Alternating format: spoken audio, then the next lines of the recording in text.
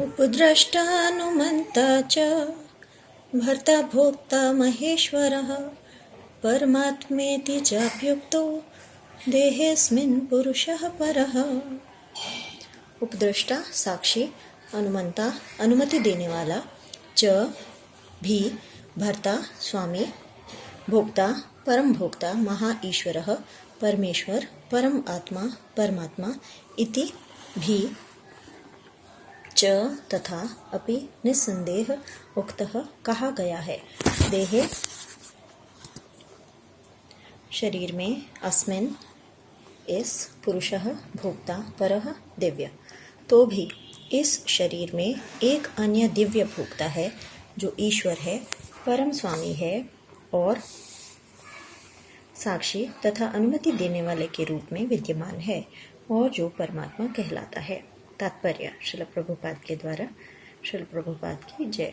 यहाँ पर कहा गया है कि जीवात्मा के साथ निरंतर रहने वाला परमात्मा परमेश्वर का प्रतिनिधि है, वह सामान्य जीव नहीं है।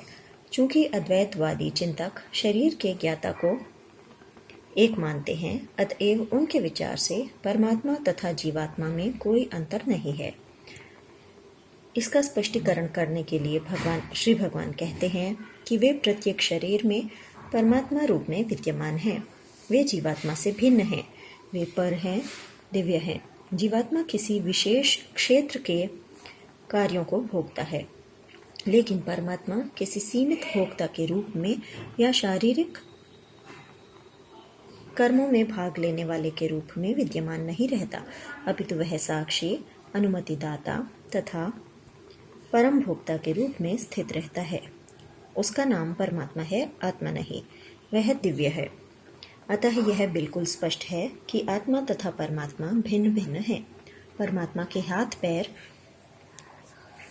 सर्वत्र रहते हैं, लेकिन जीवात्मा के साथ ऐसा नहीं होता।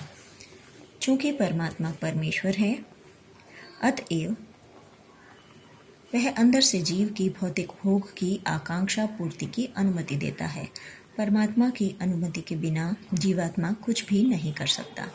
जीव भुक्त है और श्री भगवान भोक्ता हैं या पालक हैं। जीव अनंत हैं और श्री भगवान उन सभी में मित्र रूप में निवास करते हैं।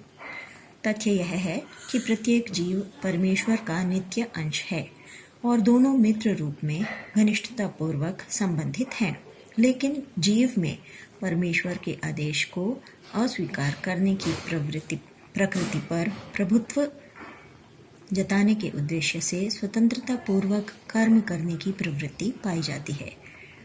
चूंकि उसमें यह प्रवृत्ति होती है, अतएव वह परमेश्वर की तटस्था शक्ति कहलाता है। जीव या तो भौतिक शक्ति में या आध्यात्मिक शक्ति में स्थित हो सकता है। जब तक वह भौतिक शक्ति द्वारा बद्ध रहता है, तब तक परमेश्वर मित्र रूप में परमात्मा की तरह उसके भीतर रहते हैं, जिससे उसे आध्यात्मिक शक्ति में वापस ले जा सकें। श्री भगवान उसे आध्यात्मिक शक्ति में वापस ले जाने के लिए सदैव उत्सुक रहते हैं, लेकिन अपनी अल्प स्वतंत्रता के कारण जीव निरंतर आध्यात्मिक प्रकाश की संगति ठुकराता है। स्वतंत्रता का यह दुरुपयोग ही बद्ध प्रकृति में उसके भौतिक संघर्ष का कारण है। अतएव श्री भगवान निरंतर बाहर तथा भीतर से आदेश देते रहते हैं। बाहर से वे भगवत गीता के रूप में उपदेश देते हैं और भीतर से वे जीव को यह विश्वास दिलाते हैं कि भौतिक क्षेत्र में उसके कार्यकलाप वास्तविक सुख के लिए अनुकूल नहीं है। उनका वचन है, इसे त्याग दो और मेरे प्रति श्रद्धा करो, तभी तुम सुखी होगे। इस प्रकार जो बुद्धिमान व्यक्ति परमात्मा में अथवा श्री भगवान में श्रद्धा रखता है, वह सच्चिदानंदमय जीवन की ओर प्रगति करने लगता है। श्रील प्रभुपाद की जय।